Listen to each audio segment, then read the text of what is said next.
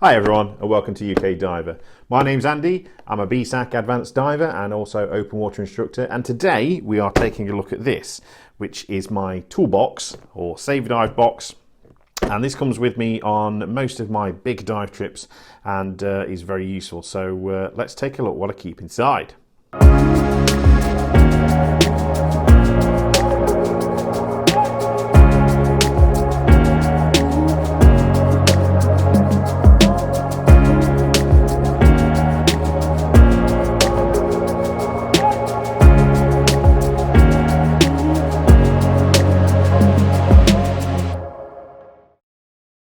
Okay, so I guess firstly we should say about the box itself. So it took me quite a while when I first started diving to find this box because it comes on boats with me, hard boats, not so much, it doesn't come on ribs with me, but it comes on hard boats with me. Eventually, you know, it's going to come into contact with the dreaded salt water. So if you have anything on the toolbox that's metal, it's going to corrode. So this is 100% plastic. I've had a look. I'm sorry guys, I can't find a brand. I think I got it from B&Q and I think it was something like, you know, £5 or £6. Cheap and cheerful is the name of the game here, nothing flash, but you know, all the hinge pins are plastic, the latch is plastic, everything's plastic, so the salt water doesn't really bother it. So if you can find one like this, definitely go for that and save yourself a headache. So, right, that's the box itself. Let's take a look what's inside. Okay, so on this box, it's in three sort of compartments. You've got a first little one here, which flicks over the top. And one thing you already know about, I keep in here, is my cruddy Pandora rubbish tool. It does have its uses, so it stays in anyway. So that's there, we'll put that to one side. Other than that, a couple of the obvious, a couple of little pots of silicone grease, always handy. So nothing huge, but 5mm and a couple of mil in there. Keep them topped up from a bigger pot. For the smokers out there, not really. I've got a couple of lighters, and again, that's just for melting down bits of bungee that you've had to tie, or some paracord or something like that. But again, really, really handy little bits of kit, so definitely keep one of them with you. I've got a Sharpie for marking up cylinders. So yeah, handy, so keep that in there. Another thing I've got is a couple of hair bands. Now, if you ever need a little bungee loop, such as a Snoopy loop or something on one of your straps, really, really handy. Cheap as chips, obviously. If you've got a wife or a daughter, just pinch them off them, even cheaper. So yeah, they're handy little things to keep in your toolbox as well. And then I don't know if I've ever used these, but these are just a couple of plastic tri-glides that again I just keep in my box just in case somebody needs some adjustment. They've got a load of webbing flapping about and we just need to neat and tidy up with that. So these are just spare off something else. I've not bought these.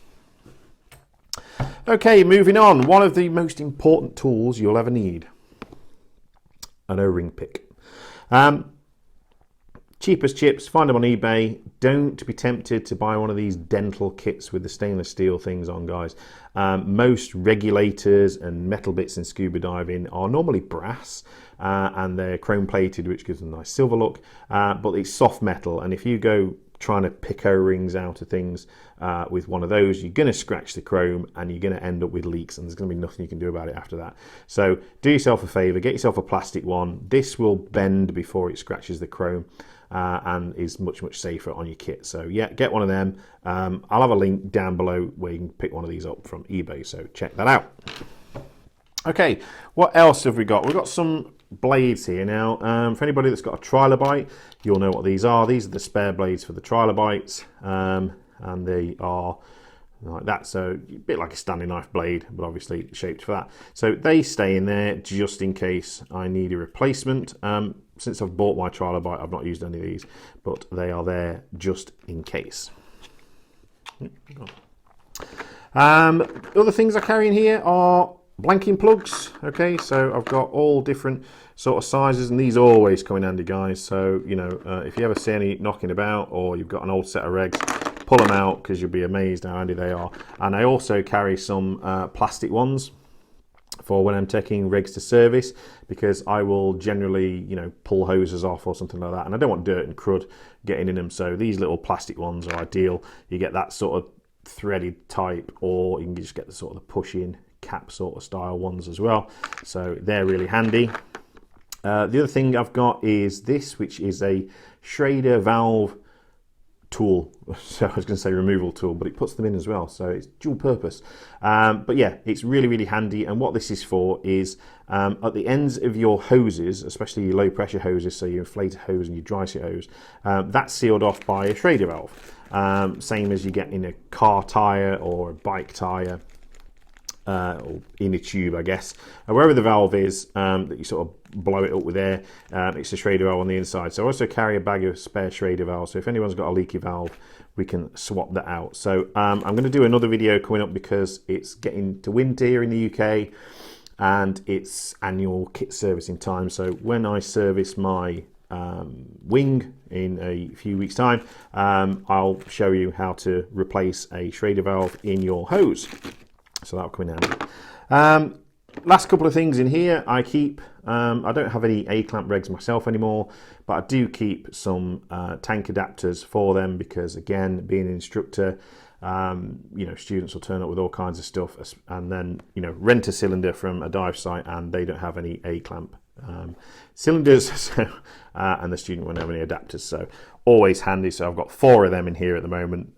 They grow and come down as students don't give them back, and then suddenly I get a load in from somewhere else. So 4 is just what I've got at the moment, but it can go up and down.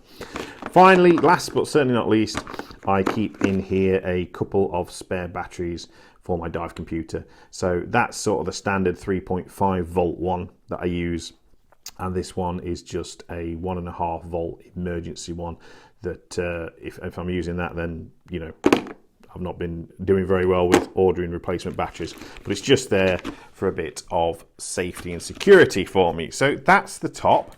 So I'll just chuck everything back away. So that's the top section. Okay, now let's open up the main box. Now in this particular box, you get this little handy tray that pulls out. So let's have a look at what I've got in here.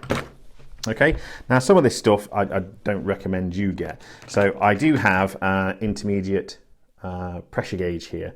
So I'm not going to talk about this now because, again, when I do my reg service and or reg check, don't service my own regs, but I do check them, I'll run through what that's for then. So we'll just put that to one side for the moment. Rusty sharp-ish knife, again, just comes in handy for obviously cutting things, adjusting bits of webbing, slicing webbing off, that kind of stuff. They're disposable, so that one looks all nasty and rusty and horrible, which of course it is, but you know, they're as cheap as chips, so, you know, once every season that'll go in the bin. I'll get another one. I also carry just a little multi-screwdriver thing, so you've got posi drive that end and flathead that end, and again, anything metal, guys, that's not like really good stainless is just going to rust terribly, so, you know, it's just one of these things that get replaced quite often. I do carry 2 adjustable spanners for the obvious things, you know, disconnecting and attaching hoses or first, second stages, all that kind of stuff. Really handy. If I've got a bigger box, I might carry some, you know, spanners, proper spanners, because they're a bit better, but I'm not going to bother with all that faff. This is big enough, so that's what I carry, and they're really handy. The generic multi-tool, I guess it's got all kinds of weird and wonderful things on as this one. This is not the best quality one, but it's done me for many years, and until it literally falls to bits, as you can see, things just sort of flap out on their own now. I'll probably carry on using it, I've got to be honest, but again, really handy pair of pliers and little bits and bats on there, so that lives in there as well. Very importantly, beeswax. So for waxing those all-important dry zips, or just zips in general, really, I kind of give everything a bit of a wax every so often, but especially dry zips. So I've got a couple of blocks in there. Again, I bought one, I acquired one, I'll lend one out, it disappears, you know, it's not really super expensive, but I always like to make sure I've got one definitely for me. So if I'm down to the last one, I'm not going to lend it yet, because you'd be surprised how often you don't get this back. So that lives in there as well. Final thing in the tray, and I'm not going to show you everyone, but is a selection of Allen keys. And in the UK, don't know about you US folks, I'm sorry guys, but in the UK you want a metric set, because everything is pretty much metric, especially if you are dealing with apex regs and things like that. It's all metric. So that's that, a set of Allen keys. So that's the little tray. Right, onwards and upwards. So into the main body now. I'll have to lift things out. So first things I've got in here are these bits, and these are just spare bits for my dry glove system. I use the Cytec system at the moment because that's what come with a dry suit, and that's what I could afford at the time. So they are the sort of locking rings that lock the sort of physical glove to the mechanism, and then there's some spare O-rings, and there's a little bit of tube in there that they use for air migration. I've never used it, so it's still in the bag, but the O-rings are in there just in case one of those splits or tears or does something horrible. So obviously important for me. Next thing is very important, neck seal. Spare neck seal. Now if you've got a silicone neck seal system, which you should have because they are the best, comfortable, and you can replace them in 5 minutes. You know, if something goes wrong on a dive, 5 minutes later you get your spare one out, you fit it, you're back diving again. Okay, so better than neoprene, you know, better than the old style latex ones where you've got to take your suit in and weeks later you've got to wait to have a new neck seal glued into it. But yeah, but if you've got a silicone neck seal system, the whole point of having one of those is because you can change the seal quickly. So you'd be stupid to leave without a pre-prepared neck seal. And what I mean by pre-prepared is have it cut to the right length, okay? Because there's no point having a brand new one here, because it's not going to be for you, and when you put it on, it's not going to fit right, it's going to be uncomfortable, probably choking you, to be honest with you. So, you know, take the time, get it so it's set right for you, and then put it in your spares box. This has been here for like 3 or 4 years. I've not split or torn one in a donkey's, touch wood, because I'll probably have bloody 6 going now next year. But yeah, so that's it, spare neck seal ready for my Cytec system, neck seal system. And similarly, you know, if you've gone for the dry gloves, you've probably gone for silicone cuff seals, so it makes sense to carry a spare silicone cuff seal as well. I normally carry 2, used 1, so I'm down to 1 left, so that will be a purchase for me over the winter period to get a full set of spares. Okay, so that's that. If you're going to do that, then you need the tool to fit everything. So this is the tool that you get with the Cytec neck seal system, and that's the bit that fits, that you fit your neck seal with. I've done another video on how to swap your neck seal, so I'll leave a link up there. It's an old video, so do apologise for the quality of it, but it's got the information that you need, so go check that out if you're interested. But again, that lives in here as well. Okay, some other random stuff. Bits of tubing for doing your dry gloves, so you know, putting that in.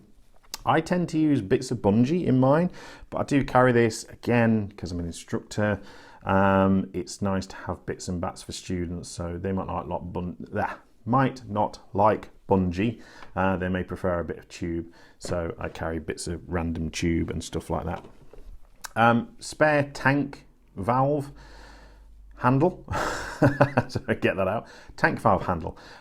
This is just off my what's it called, manifold when I put my slob knob on. That's the spare one off there. It's just in my box because it's here. I've never needed one, I've never used one, but it's small enough to keep as a spare, so I do. Would I say go and get one? No, you know, it's just there because it was available.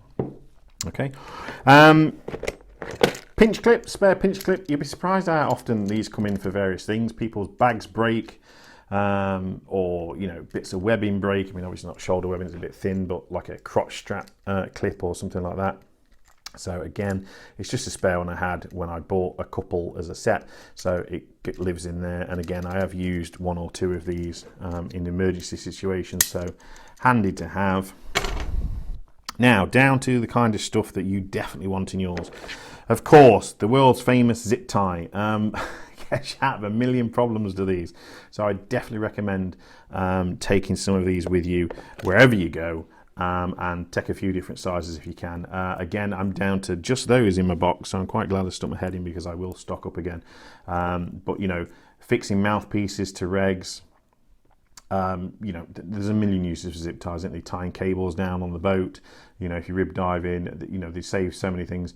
You know, leaky dry glove, fine, pull the finger, zip tie the crap out of it, and then, you know, save a dive. So you can't go wrong with a load of zip ties, guys. So definitely put some of them in your box. Next thing is obviously a good selection. Ooh, bit of crud there. Good selection of O-rings, okay, and you can buy these in kits in these little boxes for not a lot of money, and you'd be pretty daft not to have some. Okay, some of them, you know, probably some of the sizes I've never used, but you know what? I'd rather pay a couple of quid and have them than not. Stock up on your O-rings for your regs and tanks, because obviously they're the ones you get through the most. And just to note, if you do have anything Apex valves or Apex regs, they come with little spare O-rings. So in the handle, you can see just there's a spare O-ring. So on my twin set, I've got one on either side. And on the reg cap, that I'll show you when we do the reg servicing, the reg cap on Apex regs, there's another spare O-ring in there as well. So there's loads and loads of spare O-rings that are really handy to have. But again, they're not there, they're not handy if you've used them and you've not replaced them. So again, once every year I will swap them out or check them for condition. If they need swapping out, swap them out, but make sure I've got a full set because they are very, very handy. So that's it, O-rings. Getting down to the bottom now, guys. If you've got a CO2 emergency DSMB, it's a good idea to have some spare cylinders in case you need to use it. So these are my two. I just bought 6. I split them with my buddy Neil, who's also got one. So he's got 3, or he had 3. I've got 3. One's in there, 2 are spares. Obviously, you know, makes sense with that. And then, sort of, finally here, I do carry an old toothbrush. Again, you'd just be surprised how handy this can be if something's gone wrong, leaking a bit, just to get in there, clean out any crap, and you know, re-silicone it up and make it good. So, you know, obviously free, you know, you replace your toothbrushes every so often, don't you?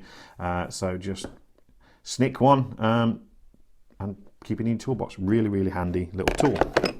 And finally, one thing I would certainly suggest that you have is do carry a good stock of various bungees, cords, that kind of stuff, because it comes in so often for so many things, you know, little projects that you're doing, scuba diving projects or something will snap on somebody's, and it's nice just to have a good selection. So whenever I'm at Cape and Ray or Mike's or Stony Cove, you'll always see me around there looking at the spools of bungee and cords and things like that, and just buying a couple of meters of everything I think I'm getting short on. So really, really handy as well. So that's it, guys. That's what I save in my toolbox. Now, I've seen some other, you know, save a dive videos off other YouTubers, and obviously I've had advice off other people. So what haven't you seen in here? You will have noticed there's no spare mask straps. It's because I carry a spare mask. You'll see there's no fin straps, okay? I use steel spring straps, and I check my kit, okay? Now, you know, I'm not saying don't carry those things if you are, you know, if you want to, but do yourself a favor, buy decent kit, okay? If you're going to carry a spare mask strap, you may as well carry a spare mask, and you know, with spring straps, you know, just look after them, check them, make sure they're all right, make sure they're not going rusty. Buy a decent brand. Again, you know my opinion with fins, get yourself some RK threes, you will never ever have a problem. So I don't carry that kind of stuff. I'm trying to think what else they carry in the regulars, you know, and you can buy these things pre-made up. You know, I'm sure you can go on any dive centre's website and go, oh, save a dive kit, and it will have a pile of this crap in there. And that's the other thing as well, it does tend to be like low quality stuff as well. So, you know, if you're using rubber fin straps, you know, on your own head bit, you know, get yourself some decent spring ones, and, you know, get yourself a decent mask and check it once in a while. Does the strap look all cracked and corroded? If it does, it's probably time for a new mask. But anyway, I digress. So that's it, guys. That's what's in my toolbox. If you've got any questions or comments, leave them below, and I will answer them. So coming up next, somebody asked what I keep in my boat box, so we'll have a look at that as well. Other than that, guys, I hope you're keeping safe, dive safe, and I will see you on the next one.